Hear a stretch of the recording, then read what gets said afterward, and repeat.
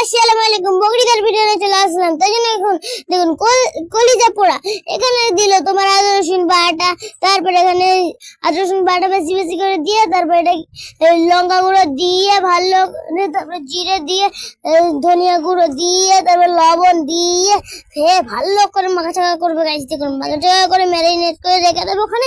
তারপরে একটুখানি পরে এখানে পুড়িয়ে দেবো এটা গাইস। দেখুন এখানে ভালো করে বাবা মাখাচাকা করে নিচ্ছে, কি সুন্দর লাগছে না দেখতে।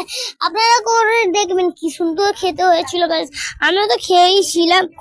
দেখুন তারপরে এখানে শিখটাকে নিয়ে শিখেতে ভালো করে পুড়ে দিচ্ছে। এই দেখুন বাবা আমাদের এখানে আজও বনবন করে উঠে পড়েছে। তারপরে এখানে এই যে পুড়িয়ে দিচ্ছে সবকিছু, দেখুন কত ভালো ভালো করে পুড়িয়ে দিচ্ছে। বাবা তো ভালোই করতে পারে, তাই জন্য বাবাকে বলেছিলাম এটা করবে, আমি খাবো।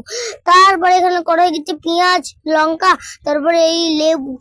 উফ যা খেতে হয়েছিল, ভালো লাগলে লাইক